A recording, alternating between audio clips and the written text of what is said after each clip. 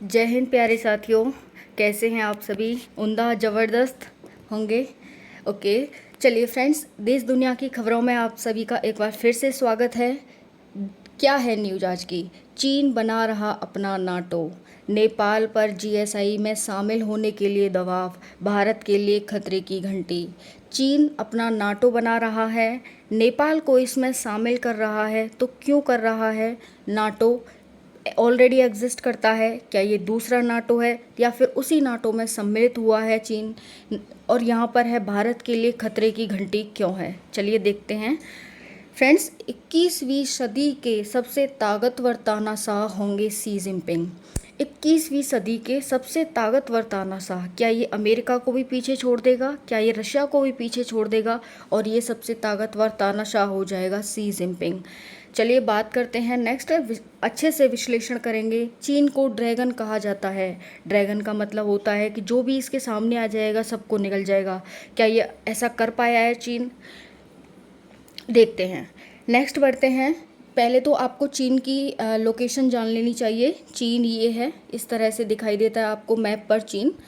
चीन क्षेत्रफल में तीसरा सबसे बड़ा देश है और जनसंख्या में हम बात करें तो ये दूसरा सबसे बड़ा देश है, क्योंकि अभी हाल ही में भारत ने टॉप कर लिया है जनसंख्या में। फ्रेंड्स, चीन की राजधानी है वो बीजिंग है, आप सभी जानते हैं। चीन में ऑलरेडी काफ़ी ज़्यादा मुद्दे चल रहे हैं लोगों की मानहानि के। साम्यवादी देश है, लेकिन इसमें लोगों के बहुत ज़्यादा जो मानव हैं उनकी मानहानि की जाती है, उन पर बहुत सारे अत्याचार किए जाते हैं, जैसे कि उइगर मुसलमान, उनकी इमेज यहाँ पर आप देख सकते हैं। उसके बाद यहाँ पर इस तरह से लोग कहते हैं कि स्टॉप चाइना, चाइना को स्टॉप करो। कौन करेगा इसे स्टॉप? यहाँ पर देख सकते हैं बाकी लोगों की किस तरह से, दलाई नामा के किस तरह से यहाँ पर चाइना ने दलाई नामा को तिब्बत से किस तरह से निकाल दिया और भारत में ही शरण लिए हुए बैठे हुए हैं। इतनी सारी आपको जानकारी मिल गई। बाकी चाइना के द्वारा सीपैक का निर्माण, बीआरआई का निर्माण, स्ट्रिंग ऑफ पर्ल्स का निर्माण, उइगर मुसलमानों की समस्या, इसमें श्रीलंका का हम्बन टोटा ऑलरेडी इसने ले चुका है। बहुत सारी समस्याएं, डोकलाम विवाद भारत के साथ, काला पानी को लेकर के विवाद, ऑलरेडी बहुत सारे विवाद चलते रहते हैं। तो अब ये एक और नाटो बना रहा है। क्या ये पूरे विश्व के लिए खतरे की घंटी है? भारत ही नहीं, क्या ये पूरे विश्व के लिए खतरा है? चलिए देखते हैं फ्रेंड्स। यहाँ से स्टार्ट करते हैं अपनी सारी जानकारी लेना। China, GSI, Nepal, NATO.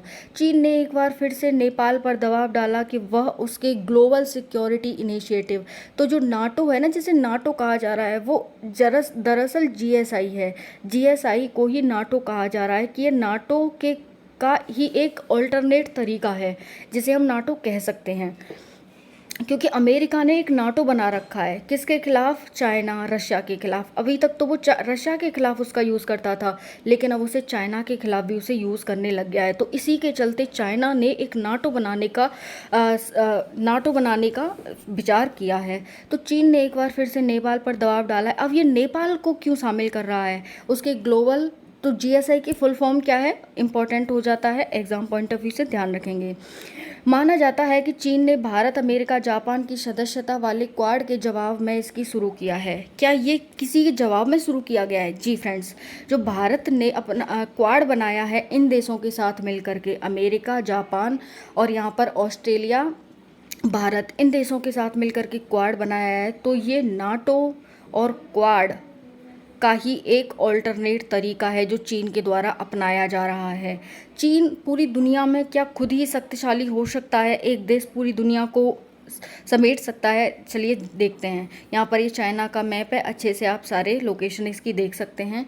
देखो हाईलाइट्स क्या है, हाईलाइट्स देखते हैं। भारत के पड़ोस में चीनी ड्रैगन ने एक बार फिर से खतरे की घंटी बजा दी है। चीन ने फिर से नेपाल पर दबाव डाला है कि वह चीनी नाटो जीएसआई में शामिल हो। नेपाल ने चीन को साफ कह दिया है कि वह सैन्य गठबंधन में शामिल नहीं होगा। क्यों नहीं होगा कि फ्रेंड्स? क्योंकि नेपाल के लोग हैं वो जानते हैं कि जितना हमारा सगा भारत हो सकता है उतना चीन नहीं हो सकता। वहाँ के जो लोग हैं, जापान के जो लोग हैं, चीन के जो नेपाल के जो लोग हैं, वो अच्छे से भली भांति जानते हैं कि चीन किस तरह से पैसे दे करके लोग देशों को अपने अधीन करता है और अपने अधीन फंसाता है, फिर अपनी मनमानी करता है। जैसे कि श्रीलंका के साथ ऑलरेडी हो चुका है, अफ्रीकी देशों के साथ ऑलरेडी हो चुका है, और हाल ही में एक मिडिल अमेरिकी कंट्री के साथ भी ऐसा हुआ है। इस वजह से इनको पता है और इस वजह से मना कर रहे हैं और सरकार पर दबाव डाल रहे हैं कि आप गलती से भी ड्रैगन में शामिल मत हो जाना। काठमांडू एक पोस्ट है, काठमांडू में इस पर हस्ताक्षर हुए। फ्रेंड्स देखेंगे, काठमांडू भारत के पड़ोस में चीनी ड्रैगन ने एक बार फिर से खतरे की घंटी बजा दी है। चीन ने फिर से नेपाल पर दबाव डाला कि वह राष्ट्रपति शी जिनपिंग के ग्लोबल सिक्योरिटी इनिशिएटिव और ग्लोबल सिविलाइजेशन इनिशिएटिव, ये दोनों चीन के ही इनिशिएटिव हैं, इनमें शामिल हो। चीन का दावा है कि जीएसआई पहल को चीन सरकार ने मानवता के साथ मिलकर सभ्यता के मूल्यों को समृद्ध करने के लिए है। देखो, क्या ये दुहाई दे रहे हैं कि भाई हम क्या करेंगे, सभ्यता को समृद्ध करेंगे, हम मानवता को समृद्ध करेंगे। अरे भाई, तुम्हारे यहाँ पर इतने लोगों के साथ इतने अत्याचार करते हो तुम, ये दुनिया में जग जाहिर है। तुम लोगों की मानवता की रक्षा करोगे, तुम सभ्यता के मूल्यों को स्थापित करोगे। रहने दो भाई, ऐसी बातें तुम्हें शोभा नहीं देती। चीन के राष्ट्रपति शी जिनपिंग, देखो यहाँ पर फिर देखते हैं फ्रेंड्स, दरअसल चीन के राष्ट्रपति शी जिनपिंग ने पिछले एक दशक में बेल्ट एंड रोड इनिशिएटिव, जो भी मैंने नाम लिया ना, कौन कौन से इनिशिएटिव ऑलरेडी चलाए हुए हैं चीन ने, ग्लोबल डेवलपमेंट इनिशिएटिव जीएसआई, और अभी हाल ही में जीसीआई को शुरू किया है। जिनपिंग ने वैश्विक समुदाय से अपील की है कि वह इसमें शामिल हों, और इन सभी को लेकर विशेषज्ञ गंभीर सवाल उठा रहे हैं। इसमें लगभग 80 देशों को चीन ने शामिल कर लिया है। तो जो अमेरिका का नाटो है, जिसकी स्थापना अमेरिका के द्वारा की गई थी, उसमें तो फ्रेंड्स सिर्फ 31 देश हैं। जो अभी फिनलैंड शामिल हुआ है उसमें, तो अब टोटल 31 देश हुए हैं, लेकिन इसमें ऑलरेडी ये स्टार्टिंग से ही 80 देशों को साथ लेकर के चल रहा है। और इसमें शामिल कौन कौन से देश होंगे तो आप सभी जानते हैं, जो गरीब देश हैं वही इसमें शामिल होने के लिए मजबूर होंगे, क्योंकि गरीबी के कारण ये उन्हें पैसा देगा, और पैसे दे करके जो गरीब देशों की सरकार है वो लोगों को खुश कर पाएगी, और लोग इसमें, क्योंकि शिक्षा का अभाव है वहाँ पर, और लोग इसमें शामिल होने के लिए सरकार को ईजिली मंजूरी दे देंगे। फ्रेंड्स, यहाँ पर ये काठमांडू की कुछ आपको इमेजेस दिख रही हैं। ये काठमांडू इस तरह से दिखाई देता है। देखो, विशेषज्ञ क्यों चिंता जता रहे हैं। विशेषज्ञों का कहना है कि अमेरिका ने चीन को घेरने के लिए नाटो कहे जाने वाले क्वाड का गठन किया है। हालांकि क्वाड कोई सैन्य गठबंधन नहीं है, ये तो इंडो पैसिफिक में अपनी सुरक्षा के लिए बनाया गया एक संगठन है। भारत किसी भी सैन्य गठबंधन में शामिल नहीं होता, आप सभी अच्छे से जानते हैं। भारत एक शांति प्रिय देश है, और भारत की जो नीति है कि सर्वधर्म कुटुंबकम, हमारा पूरा विश्व एक घर है, एक परिवार है, तो उसके चलते भारत किसी भी सैन्य गठबंधन में शामिल नहीं होता। लेकिन चीन की नीतियों को देखते हुए कि किस तरह से वो 9 डैश लाइन से 11 डैश लाइन कर ली उसने, और किस तरह से वो इंडियन ओशन में अपना विस्तार कर रहा है, इसी के चलते भारत ने विस्तार को कम करने के लिए, चीन को काउंटर करने के लिए क्वाड में शामिल हुआ है। और ये क्वाड कोई सैन्य गठबंधन नहीं है, इसमें ये सब देश शामिल है। क्वाड से घबराए चीन के राष्ट्रपति ने ग्लोबल सिक्योरिटी इनिशिएटिव शुरू किया है, और चीन का नाटो कहा जा रहा है ये। चीन चाहता है कि नेपाल भी इसमें शामिल हो, क्योंकि नेपाल, कहते हैं ना, नेपाल का भारत के साथ रोटी बेटी का संबंध है, तो उस रोटी बेटी के संबंध को ये चाइना खराब करना चाहता है। और कहते हैं ना, दोस्त का जो दुश्मन होता है, दुश्मन का दुश्मन दोस्त होता है, इस तरह से, ठीक है। तो इस तरह से नेपाल को क्या कर रहा है, भारत को खिलाफ भड़का रहा है। और नेपाल में रह करके, क्योंकि नेपाल एकदम भारत से सटा हुआ है, और कहते हैं कि भारत और नेपाल, कब हम भारत में आगे कब नेपाल में आगे पता ही नहीं चलता। तो उसी के चलते भारत में एंट्री करना चाहता है, और भारत में इस जो ये बना रहा है जीसीआई को, इसके माध्यम से, जीएसआई के माध्यम से भारत में अपनी आतंकी गतिविधियों को विस्तार देना चाहता है फ्रेंड्स। ओके, तो यहाँ पर फिर से देखेंगे नेक्स्ट क्या है चीन चाहता है कि नेपाल भी इसमें शामिल हो। नेपाल ने अभी तक इस पर कोई प्रतिक्रिया नहीं दी है। चीन नेपाल के बीच 2017 में BRI समझौता हुआ था, जो दुनिया में अब कर्ज का बहुत बड़ा जाल बन गया है। पाकिस्तान जैसे कई देश BRI लोन में फंसकर डिफ़ॉल्ट होने के कगार पर पहुंच गए हैं, और यही जो नेपाल की जनता है वो जानती है कि अगर हम चीन के जाल में फंस गए तो हम भी बर्बाद हो जाएंगे। लेकिन ये जो यहाँ के ओली हैं, ये यहाँ पर जो समझ रहे हैं कि भाई अगर हम नहीं शामिल हुए तो चीन हम पर अलग अलग तरीके से दबाव बनाएगा, तो इस वजह से ये चीन के साथ हैं। बट ऐसा शायद हो पाए, देखते हैं आगे क्या होता है। बाकी आप नाटो यहाँ पर ये देख सकते हैं। चीन ने GSI पर चीन को सुना दी खरी खरी। नेपाल ने GSI पर क्या सुनाया चीन को? तो फ्रेंड्स, यहाँ पर काठमांडू पोस्ट की रिपोर्ट के मुताबिक नेपाल ने BRI पर भले ही हस्ताक्षर किया हो, लेकिन अभी तक जब फ्रेंड्स हस्ताक्षर कर ही दिए तो बचा ही क्या है।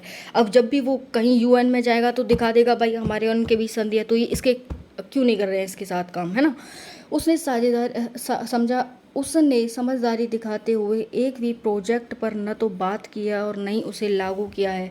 ठीक है, हस्ताक्षर भले ही कर लिए, लेकिन अभी तक उसने समझदारी दिखाते हुए एक भी प्रोजेक्ट पर न तो बात किया और न ही लागू किया है। किसने? नेपाल ने चीन के साथ। हालांकि नेपाल ने GDI के जरिए समर्थन लेने के प्रति प्रतिबद्धता जताई। यही नहीं कि इसी के तहत चीन ने नेपाल में क्या किया, 2 प्रोजेक्ट पहले से ही शुरू किए हैं। चीन की संसद नेपाल पीपल्स कांग्रेस के स्टैंडिंग कमेटी के चेयरमैन झाओ लेजी ने, तो स्टैंडिंग चेयर कमेटी के ये चेयरमैन हैं झाओ लेजी। इन्होंने बीजिंग में GDI को समर्थन देने के लिए नेपाल को धन्यवाद दिया। झाओ लेजी ने दावा किया कि GSI और GCI में शामिल होने से क्षेत्र तथा दुनिया में शांति, स्थिरता और समृद्धि आएगी। वाह वाह वाह, बहुत अच्छा कहा भैया आपने, ऐसा हो रहा है, हमें दिखाई दे रहा है। उन्होंने नेपाली संसद के अध्यक्ष गणेश प्रसाद से मुलाकात के बाद यह बयान दिया। गणेश इस समय चीन के दौरे पर हैं और चीन ने बार बार नेपाल से कहा कि वह GCI में शामिल हो, लेकिन काठमांडू इससे परहेज कर रहा है। नेपाल ने साफ कह दिया कि उसकी विदेश नीति किसी भी सुरक्षा या सैन्य गठबंधन शामिल होने से रोकती है। नेपाल मानता है कि GSI एक सैन्य गठबंधन है। एक नेपाली राजनयिक ने बताया कि इसमें चीन को पहले अपना पक्ष साफ तौर पर बता दिया गया है। तो ये था फ्रेंड्स, चीन सबसे ताकतवर होगा या क्या होगा? तो चीन अपना एक नाटो बना रहा है, आप सभी को जानकारी मिल गई होगी ये किसके खिलाफ बना रहा है। अब देखो फ्रेंड्स, भारत के लिए क्यों चुनौती है, क्योंकि भारत के पड़ोस में ही रहकर ये एक देश को अपने अधीन कर रहा है, जो कि भारत का बहुत ही अच्छा मित्र है। तो भारत के लिए इस तरह से चिंता का विषय है। बाकी आप सभी इससे बिल्कुल भी अछूते नहीं होंगे कि चीन कितना ताकतवर है पैसे में, ठीक है, क्षेत्रफल में भी कितना ज़्यादा है, अर्थव्यवस्था की उसकी अच्छी खासी है। चलिए, जानकारी पसंद आई हो तो चैनल को सब्सक्राइब कर लें, वीडियो को लाइक एंड शेयर करें। Thank you so much. जय हिंद।